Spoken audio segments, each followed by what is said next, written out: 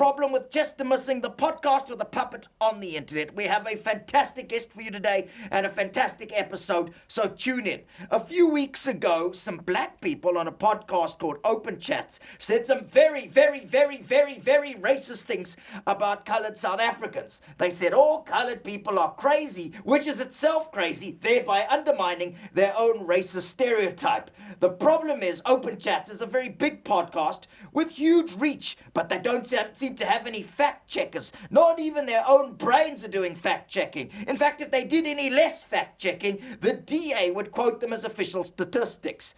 Now, political leader and self-declared president of coloured people, Gayton Mckenzie, spoke out on the racism until we found out he was actually even more racist, including saying the K word in some tweets. It was like complaining about the farts right after you yourself took a cuck in the lounge. To explain it all, I have someone who writes and thinks about the politics of identity and a friend of the podcast. It's Dylan Valley. Hey, Dylan, how's it going? Hey, Chester. Thank you for having me back, man. It's a real honor to be a return guest. So it's great. It's great. Yeah, I'm excited to have you back. You nailed it last time, so the guys are gonna love you on the interwebs. Listen, thank you, Dylan. What do you think about this whole Open Chats, Gayton, racism, scandal, cuck thing? Yeah, I mean, I think obviously what they said was really offensive. I think that they shouldn't have said what they said. But I think at the same time, they're young kids. They have a podcast. I think we should use it, as an opportunity for learning. And instead of going after these guys, litigating and wanting to as Gayton Mckenzie says, he wants to finish them. And I think that's not the way to go. Do you know what I mean? But yeah. But I also think what they said was obviously really wrong, and it's wrong for many reasons, right? So which we'll get into, I'm sure. I think we should cancel them. Just throw them in jail forever. Just throw them in jail with Julius or Gayton, because the politicians aren't helping. The politicians seem to love racism because it's a great way to get followers. Yeah, I mean, politicians use these kinds of moments, especially when you have these kind of populist and fake populist politicians. They use division to get votes. So this is why Gayton Mckenzie, for example, he is really kind of pushing himself out as the defender of all colored people, as the voice of all colored people, and all of this kind of thing. But it's a political move. It's a strategy for him. There's nothing altruistic about it. And so we shouldn't be following the rage that he's engaging in, because that's just fuels his own career and it fuels more clicks and likes on the internet. It doesn't really get us anywhere. No, because Gayton does walk around acting like he's the traditional leader of coloured people, unappointed. The way he acts is like when coloured people die, he's the one who welcomes them into heaven. I would hate that if I died tomorrow. Imagine there, Gayton. Welcome to heaven, Dylan. Yeah, please don't put that in my mind. I'm even more scared of death now. Good luck with that. Please don't let me die so Gayton isn't there. Listen, man, let's start at the basics, okay? Why is it racist to say inbreeding is a coloured thing? What do you think explain for people who have no idea, what are the dynamics of that? So, coloured people have this very difficult history to talk about at times. There's also this idea of coloured people as mixed, people. But even that is problematic because that assumes that everyone else is not mixed in some way. And it basically buys into this idea of racial purity, that you have a pure white person, right? And specifically, it helps white supremacy, this idea of people mixing who shouldn't have been mixing and that kind of thing. Out of this kind of thing of slavery and also sexual assault, rape of enslaved people, but also intermarrying before apartheid. This is how the kind of mixing in South Africa came about. Before apartheid and before even the colonial era, before the Dutch settled here, Cape Town was already a port city. People were coming and going. We spoke last about a little bit about the history, Harry the Strandloper, for example. That's right. He was a diplomat. He had been around before the Jan van Riebeeck settled here. So, but as a result of trying to keep people in their place to promote white supremacy, you get categorization of people, and because colored people are seen to have, because colored people have had, some of us have white ancestry, so there's this idea that people who are mixed are closer to whiteness. Right. So this is where these ideas around coloredness come from, also to keep you in your place. They'll say things like, oh, these are loose people, these are like dirty people, these are whatever, so that you know that you can never attain your like a higher status in society. But also, and even more damaging, is that this whole idea of colored people also places people above what is seen to be black people in South Africa.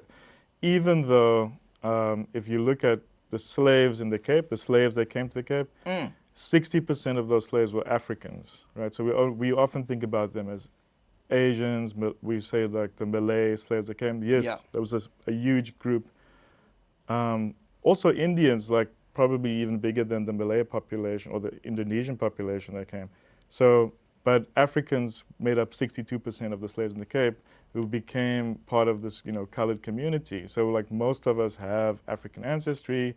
If you actually do the research into your own heritage, you'll find that as a colored person. So anti-coloredness is also a form of anti-blackness, right? So we have to acknowledge that these things all operate, for the same, towards the same goals, which is white supremacy at the end of the day. Wow, that was a happy answer. My God. Yeah, it's a comedy podcast, Dylan. That was the most depressing, but it's not depressing. It's interesting. It's a joyful mixing. But I think what I really grabbed onto there was the idea that we see mixing as impure, like it's less than, that somehow that white South Africans aren't just as mixed. Because let's be honest, white South Africans were mixing with people of color for a very long time before suddenly apartheid arrived. So this idea, there are a lot of Afrikaans people, my goodness, Gerry, you're a bit more tanned than Hitler had in mind. So this idea, and the same goes for black people. We're going, no, I'm black. Are you sure about that? What does that mean? Like, because we know that people from Central Africa arrived in South Africa and mixed with who was here, which was Khoi and San and Nam people. So and in themselves there were white people who mixed, and suddenly now Xhosa people have all sorts of ancestry or in Asian ancestry. So in some ways we're all colored. Yeah, true. I mean, that's why... That's kind of crazy. Yeah. I'm out. It's a joke, not in that way. Yeah, but it's true. Like, we're all mixed in some ways, right? Like, we're all mixed in some ways. There's this idea of racial purity. It doesn't exist. Race in itself is an idea. It's a construct. When we talk about white people, even white and black, those are ideas. The term white only came about like in the 1600s. This writer, Emma Dabiri, says it was in the West Indies, ironically, that this term came about, like during slavery there, that people were trying to distinguish the Irish, the indentured laborers were the Irish from like the black laborers. Wait, just slow down a little bit. Are you saying that they sent Irish people to where? Indonesia? To the West Indies. To the West Indies? Like Jamaica, those places, Barbados. To the Caribbean. They sent Irish people there as sort of like semi-slaves, indentured labor, and then they needed to differentiate between this kind of slaves and those kind of slaves. Yeah, so they were like... How cuck were these people? They were pretty cuck. It's the English. Let's say English. I mean, that was the English. Scumbag, racist bastards, even the Irish. Okay, so they need to differentiate between brown slaves and white slaves, effectively. Effectively, although the Irish were not necessarily slaves, they were indentured laborers, which is a little bit different, but also not good. Not actual slaves, but not good either. Yeah, but it's also you're talking about the British. I saw your posts on, I think it was YouTube Shorts, because I'm following you, by the way. Thank you. Media. I follow you too, I think. I hope so. Am I following him? You are. Okay, good. So you were talking about how white people also have a role to play in this kind of latest scandal, race scandal online. And it's true with, like the British were the first to kind of introduce colored as a categorization. It only became law later on during apartheid as a racial categorization with the Group Areas Act and the Population Registration Act. That's as recent as the 1950s, so it's not even 100 years ago. Before that, the British did bring it into the Cape Colony, but it was a little bit looser. It wasn't kind of as defined. What did they mean? It was to define anybody that didn't fit into like neatly this binary of black and white. So if you were, if you were like Asian in some way, if you were mixed in some way, like putting mixed in quotations here, or if you had all these kind of things, you were lumped into this group of colored. It's just a way of saying someone who's of color or like a person of color. Right. Again, this is white supremacist logic kind of saying that these people don't have color, they're white, they're clean, there's nothing, there's like no color to them, which is, it's totally It's madness. bullshit. Yeah. No one, everyone has a color. Look at me. I'm pink. Pink's a color. Yeah. I'm fizzer. My race, if anything, is fizzer. Listen. I would say peach. I think you're more like a peach. A peach. Okay. I'm a peach. Chester and the giant peach. Peach sounds like another word for vagina. So I feel. I feel very sexualized right now, Dylan Valley. Oh yeah. You're pressing the white hand in my ass. Listen, I mean, that is the thing. There's white people watched colored and black people fighting each other in the internet, and they were thinking, thank goodness, for once we're not involved. It's like watching the exes you cheated on fight each other. But we are involved, aren't we? Because we benefit from the racism that's happening here at some level.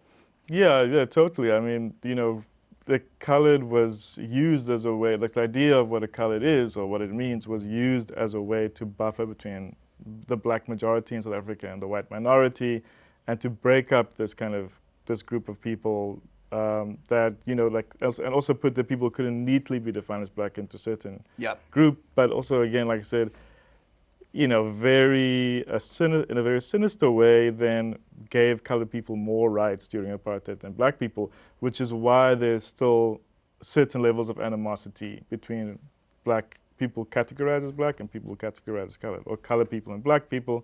And also the term colored has come to mean different things for different people.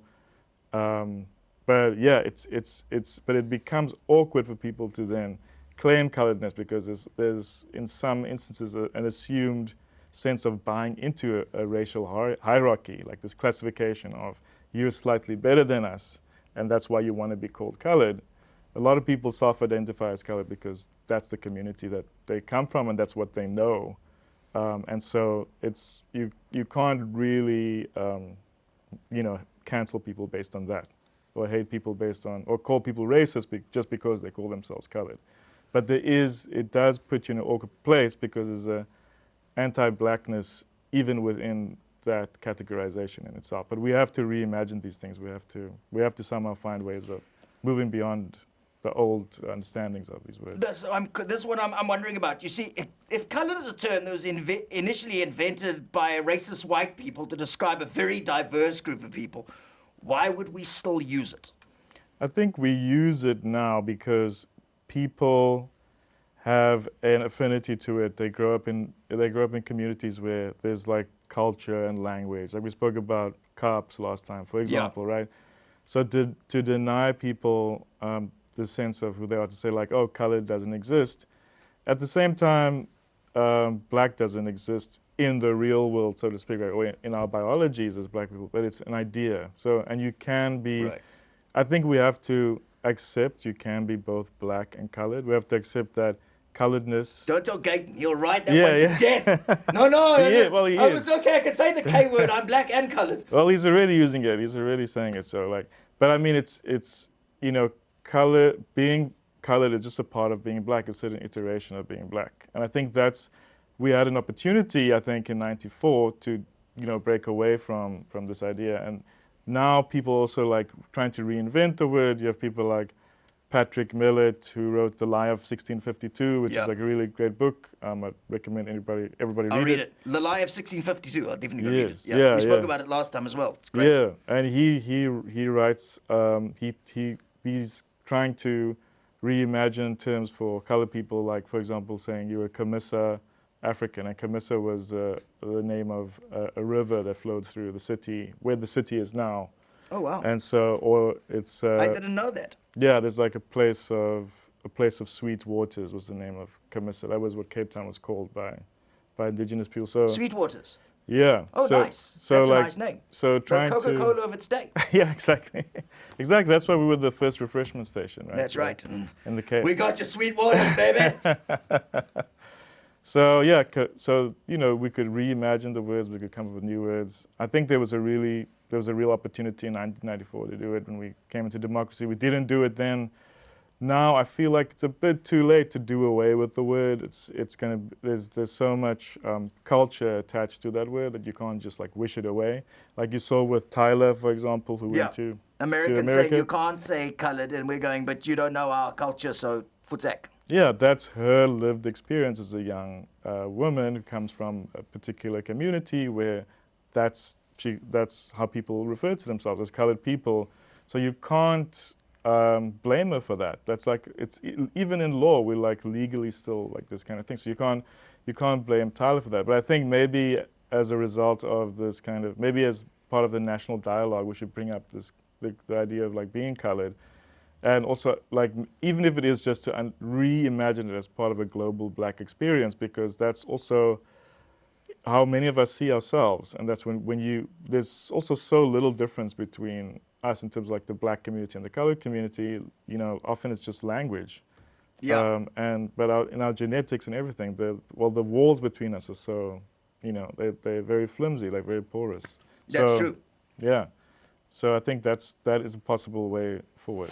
Yeah. Listen, man. You know, I think it's some of the problem with these kids on this open chat, and Gayton clearly doesn't understand this himself, is the effect of stereotypes on people's lives. I mean, this whole when they said, "Oh no, it's colored people who sleep with their cousins," I myself was shocked because as far as stereotypes go, I thought that was white people's thing, sleeping with your cousins. I thought that was the white people's stereotype, the Boxburg thing. In fact, I felt it was racist because it was cultural appropriation. I thought they were stealing something from white people, ironically, that it would go in that direction. But what is the real impact? Because some stereotypes sound cool, like, oh, we got bigger ding-dongs, or we're better at swimming. But all of these things reinforce some idea of that if you're a race, that means we can know you even though we don't know you. What is the impact on people's lives? Well, that's the thing about stereotypes, is like it takes like a few things that you can see about somebody, right? And then it reduces you like in your whole being, like your whole complexity to just that one thing. Yeah. So then you become a colored instead of like you as an individual, and then all the things that are attached to it, all the stories that are attached to that. Now the problem with stereotypes is as they get repeated over time, they become in people's minds, they kind of tend to stick in people's minds. Yeah. Right? And then it can really impact your chances of like say employment, or like when you're dating somebody, or who you get to, you know, meet, or like, you know, those kinds of things. What spaces you feel comfortable in because of these stereotypes, right? Like the colored gangster stereotype, for example, still very prevalent in film and TV in South Africa, even in like some of like the newest shows that are coming out now with high budgets. So those are the kinds of things that really impact people's lives. Like we were talking before the show about the idea of colored people being loose sexually and this kind of thing, which it comes obviously from like a colonial era. And so that can be dangerous for like young women, for example, you know, like who are out and about, like socializing, you know.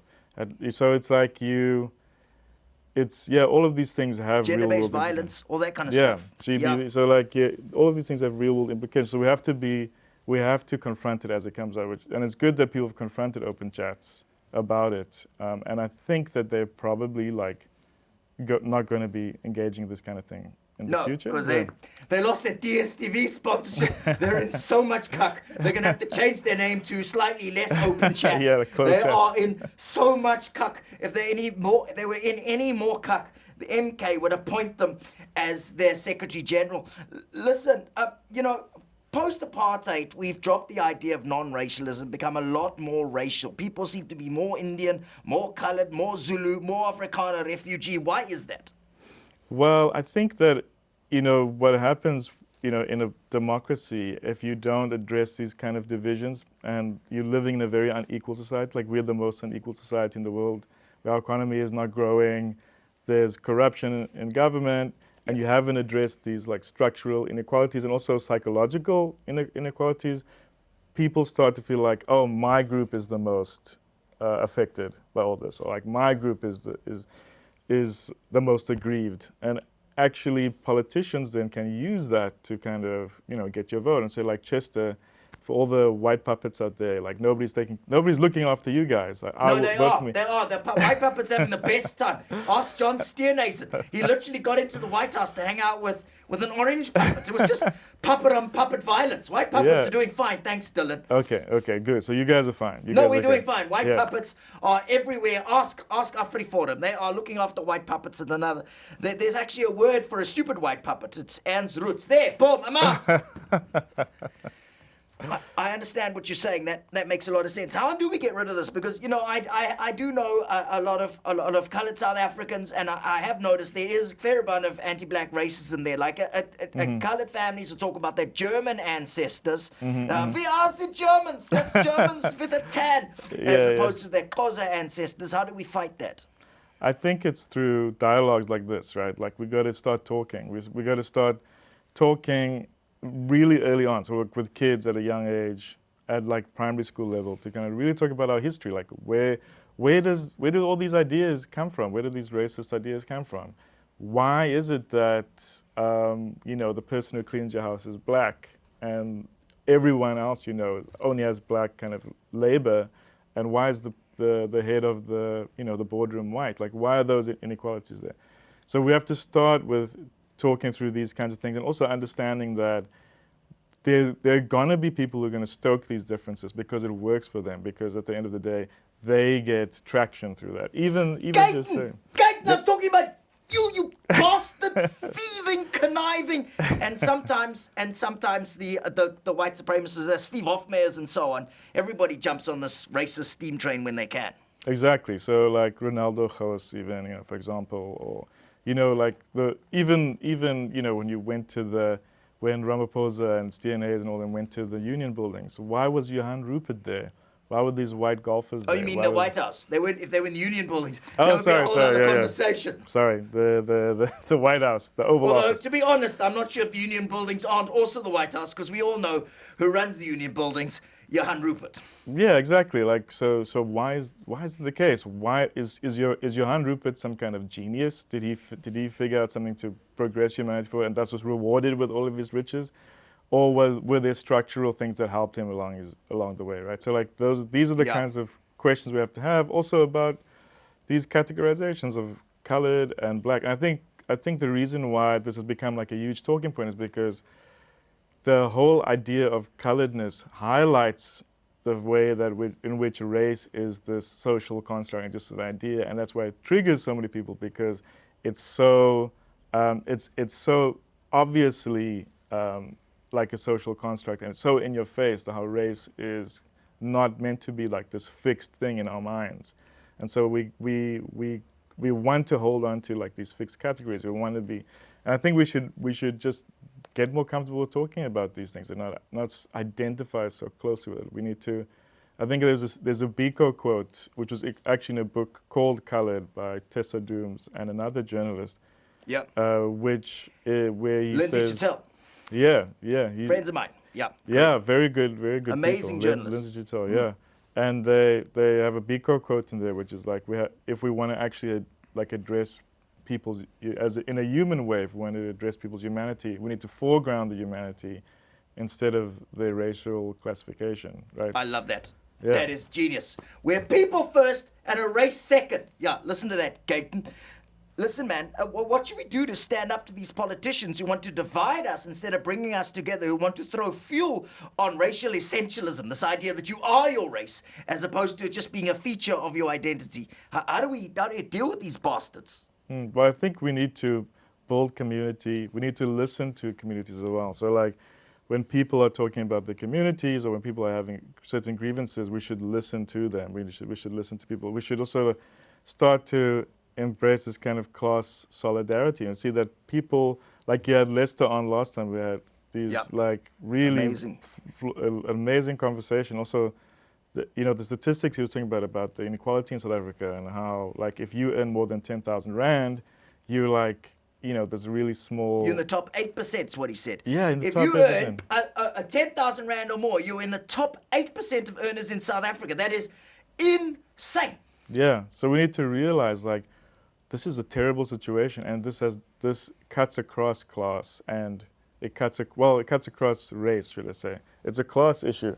And what the politicians are doing is dividing us, like using these racial classifications from apartheid to divide us and fight, when actually what we should be doing is challenging, like, why is the economy not growing? Why are we not having massive social upliftment of, the majority of South Africans who live, in serious poverty, under the breadline?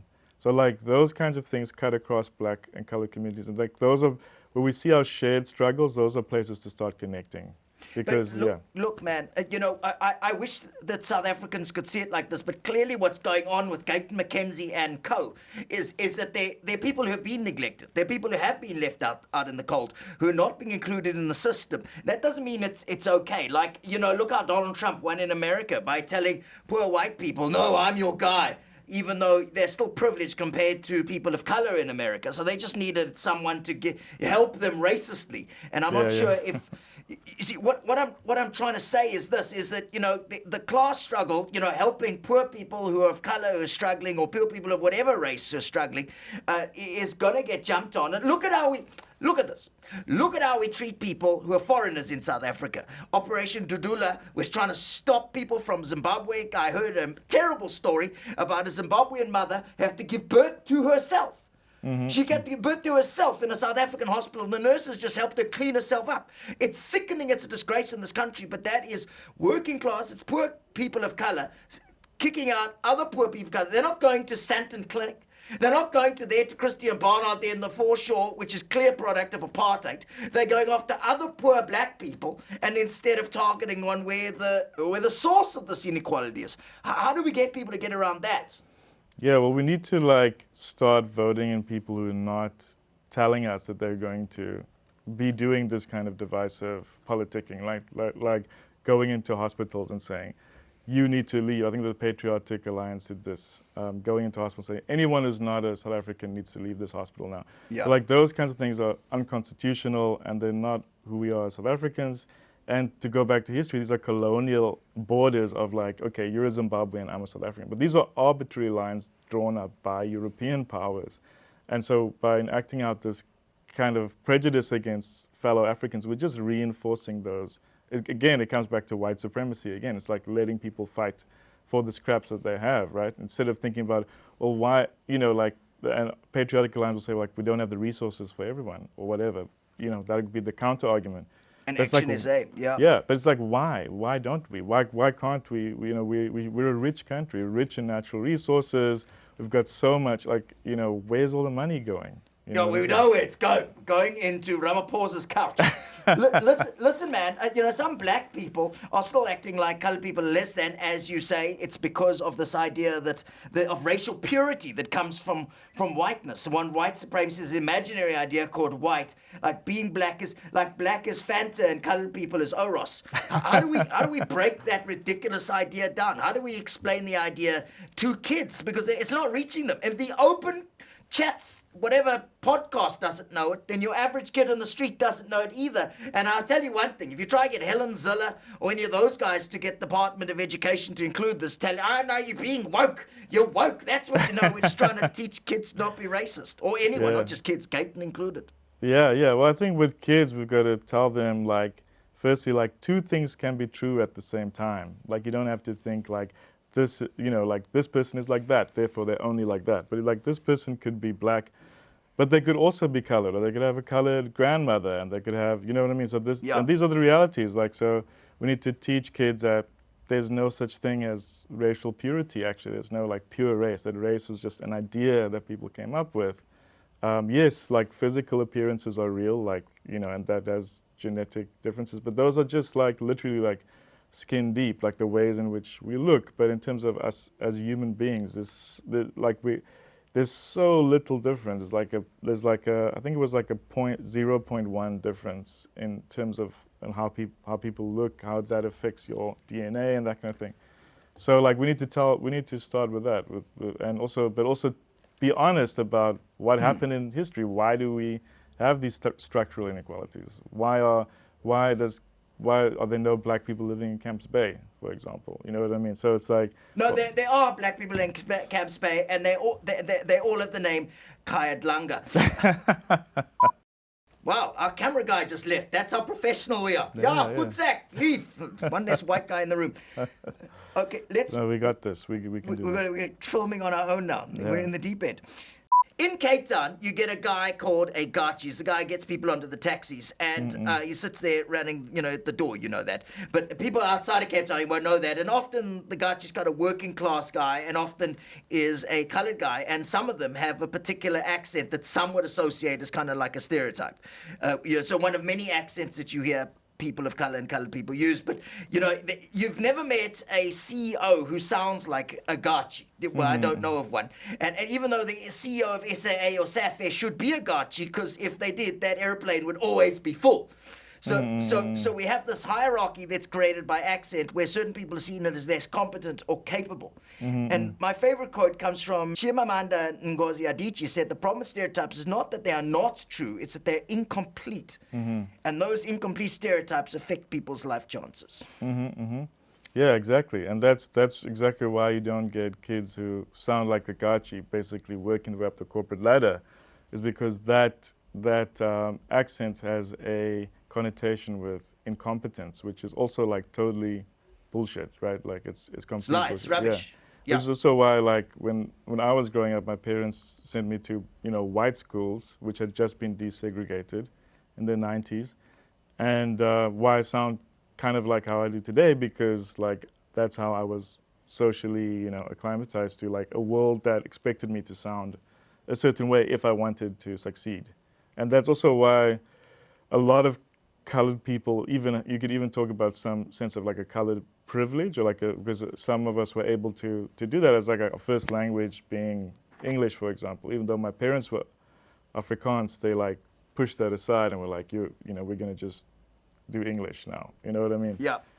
But yeah, it's a whole other can of worms, that one. Yeah. Insane. Thank you very much, Dylan Valley. You were absolutely brilliant. Thanks for coming to the podcast. We don't even have a camera guy, so we're just going to end this on our own.